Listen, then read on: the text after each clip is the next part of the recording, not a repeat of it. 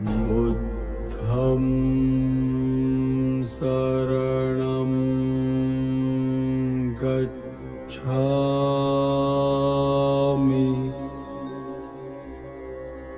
අන්තර්ජාලය කැළඹූ රුවන්වැලි සෑයේ රහස.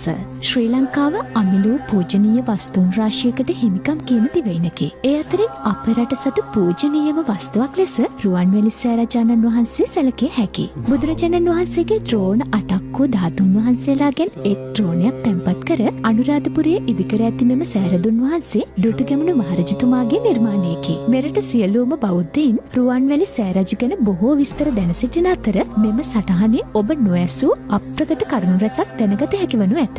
රුවන්වැලි මහසෑය එම ස්ථානයේ රියන් 120ක් කුසින් ඉදිවන බව මිහිඳු මහරහතන් වහන්සේ විසින් දෙවන පෑතිස් රජුට පවසා ඇති බව මහාවංශයේ සඳහන් වේ. එය ඉදිකිරීමට සුදුසු ස්ථානයේ දේවානම්පියතිස්ස රජු විසින් ස්තම්භයක් ඉදිකොට සලකුණු කර තබා ඇත. එළාර රජු සමග යුද්ධයෙන් ජයග්‍රහණය කළ දුටුගැමුණු මහරජ තම මුත්තණුවන් මිහිඳු හිමියන්ගේ අනාවැකියෙන් පසු ස්ථාපනය කළ ස්තම්භය පිහිටි ස්ථානයේ රුවන්වැලි මහා සෑය නිමවා ඇත. රුවන්වැලි සෑයේ වැඩාරඹා ඇත්තේ වෙසක් පුර 15ක පොහෝ දිනයකයි. මුලින්ම සෑය ඉදිකරන භූමිය සමතලා කරන ලදී. ඉන්පසු එය රියන් 7ක් ගැඹුරට කැන එහි වක්‍රාකාර ගල් අතරන ලදී. එම ගල් මිටියෙන් කඩා ඉන්පසු එය ඇතුන් ලවා පාගවන ලදී. එම ගල් ස්තරය මත ගඩොල්ද, ගඩොල් මත රළු බදාමද, රළු බදාමය මත තිරුවානාද, තිරුවානා මත යකඩ ජාලයක්ද, යකඩ ජාලය මත සුවඳැති මැටිද, සුවඳැති මැට්ට මත සුදු පාෂාණද, සුදු පාෂාණ මත සෙල් පිළිමිනිද, ඒ මත ගල් පවුරුද අතරවන ලදී. ඉන්පසු රස දිය අලිගැට පෙර ලාටු හා පදම් මැටි එක්කර මිශ්‍රණයක් සාදවා ගල්පුවරු ඒ මත අතුරුවා ඒ මත අඟල් 8ක ඝනකම් ඇති ලෝකඩපත් අතුරුවන ලදී. එම ලෝකඩපත් මත ආසනියම් හා තලතෙල් එකට මිශ්‍ර කර අතුරුවා ඒ මත අඟල් 4ක් ගණිත රිදීපත් තැන්පත් කරවන ලදී. මෙසේ සෑයේ අඩිතාලම සාදවා සෑයට මුල්ගල් තබා ඇත්තේ ඇසලපුර 15ක පොහෝ දිනකයි. එම උත්සවයට රහතන් වහන්සේලා 96 කෝටියක් අහසින් වැඩම කළ බව තෝපවංශයේ සඳහන් කර ඇත. ආසියාව මැද පෙරදිග රටවල් විශාල ප්‍රමාණයකින් මුල්කල් තැබීමේ උත්සවයට රහතන් වහන්සේලා සහභාගී වීම එකල සිංහල දේශය ලොව පතලව පැවතීමට හොඳම සාධකයක් ලෙස සැලකිය හැකියි. මේ තාගෙබ බඳින්නට සුදුසු නිර්මාණකරුවෙක් සොයා ගැනීමද රසවත් කතාවකි. දුටුගැමුණු රජතුමා රටපුරා අඬබෙර යැවීමෙන් පසු නිර්මාණකරුවන් 500ක් පමණ දාගැබ බැඳීමේ වගකීම ගැනීමට පැමිණ සිටියත් ඒ කිසිවෙකුගේ අදහසකට රජුගේ සිතෙහි ප්‍රසාදයක් ඇති නොවිය. එහෙත් එක් තරුණ නිර්මාණකරුවෙකුගේ පැහැදිලි කිරීමට එතුමා පැහැදුනේය. පසුව ඔහුගෙන් දාගැබ බැඳීමට සුදුසු හැඩේ විමසා සිටිය අතර එවිට නිර්මාණකරුගේ ශරීරයට ආවේශ වූ විශ්වකර්ම දිව්‍ය පුත්‍රයා දියතලියක නැගෙන දියබුබුලක් පෙන්වා එම හැඩය සුදුසු යයිද දියබුබුල අනිත්‍ය බව පසක් කරන හොඳම සාධකයක් යයිද පවසා සිටියා. එයින් ඉතාමත් සතුටටපත් රජු නිර්මාණකරුවාට තෑගිබෝග පිරිනමා සෑය ගොඩනගන වගකීම ඔහුට බාර දුන් බව පැවසේ.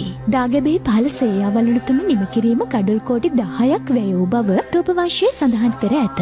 සෑය නිර්මාණය කිරීමට වැඩිපුරම අවශ්‍ය වන ගඩොල් සොයාගන්නේ කෙසේදැයි රජුහට විශාල ගැටලුවක්ව තිබුණේ එතුමා කිසිවිටක යුද්ධයක් නිම කර විඩාවට පත්වී සිටි ජනතාවට මෙම වගකීම පැවරීමට අකමැති වීම නිසයි. මේ සිතුවිල්ල දැනගත් දෙවගණක් එය දෙව්ලොව පුරා දෙවිවරුන්ට දැනගැනීමට සැලැස්විය. මේ දැනගත් විශ්වකර්ම පුත්‍රයා මල්වතුයෙහි නිම්නෙහි ගඩොල් මැවූ බව තෝපවංශයේ සඳහන් වේ. මීට අමතරව සෑයට අවශ්‍ය රන් අවුරුමිනි ග්‍රාමයෙන්ද, රිදී නැමැති ගල් ගුහාවෙන් රිදීද, තඹපන්නි ග්‍රාමයෙන් තඹද, සමන්වැව ග්‍රාමයෙන් මැණික්ද, ඌරුවෙල නම් කුඩා නගරයෙන් නෙල්ලි ගෙඩියක ප්‍රමාණයක් වූ මුතු සහ පබලුද, පැලවාපි ග්‍රාමයෙන් විශාල ප්‍රමාණයේ මාණික්‍ය 4ක්ද ලබාගත් බව සඳහන්. මහසෑයට ධාතුන් වහන්සේලා ලැබෙන අයුරු බුදුරජාණන් වහන්සේ විසින් කුසිනාරා නුවර සල්ලුයනේදී සක්දේව රජු කැඳවා පවසා තිබෙන බවත් පැවසෙයි. මාගේ 8 ද්‍රෝණයක පමණ ධාතුන් වහන්සේලා අතුරින් එක් ද්‍රෝණයක් පමණ ධාතුහු කෝලිය රජදරුවන් විසින් පුද පූජා කරනු ලබන්නාහ. ඒ ධාතු ද්‍රෝණය එන දවස ලංකාද්වීපයෙහි රුවන්වැලි නම් දාගැබෙහි පිහිටන්නේය. යැයි වදාළසේක. බුදුරජාණන් වහන්සේගේ පිරිනිවනින් පසු රාම ග්‍රාමයෙහි කොල්ලිය රජදරුවන් ධාතුන් වහන්සේලා තැන්පත් කර නිම වූ දාගැබ පසු කලෙක මහා වැස්සකින් විනාශ වී එහි ධාතුන් වහන්සේ තැන්පත් කරඬුව මහා සාගරයට ගසාගෙන ගොස් මහා කෙළනම් නාරජුන්ට හමු වී තිබේ. සෝනුත්තර නම් සාමණේරයන් වහන්සේ විසින් නාලොවට වැඩම කොට නාරජුගේ උපායන්ගෙන් මිදී වාසුලදත්ත නම් නාගයාගේ කුසෙහි සඟවාගෙන තිබෙන බව දැනගෙන උන්වහන්සේ සතු එර්දි බලයෙන් කුඩා අතක් මවාගෙන මහාමේර පර්වතය පාමුල සිටි වාසලදත්තගේ කටට අතපොවා ද්‍රෝණයක් ධාතුන් වහන්සේ සහිත කරඬුවගෙන පැමිණි බවයි සඳහන් වෙන්නේ. දුටුගැමුණු මහරජතුමා මහසෑය ඉදිකිරීම ආරම්භ කළත් එතුමාට සෑය සාදා නිබවනතුරු ජීවත්වීමට හැකි නොවුණි. ධාතු නිධානෝත්සවයෙන් පසු හතරැස් කොටුව දක්වා එතුමා විසින් මහසෑය නිබ කිරීමට සමත් විය. රජු මරණ මංචකයේ සිටියදී එතුමාගේ බාලසොයිරු සද්ධාතිස්ස කුමරු විසින් රෙදිවලින් කොත් කැරැල්ල නිබවා සෑය සාදා නිබකර ඇති ලෙස දුටුගැමුණු මහරජුට පෙන්වන්නට සලස්වා ඇත.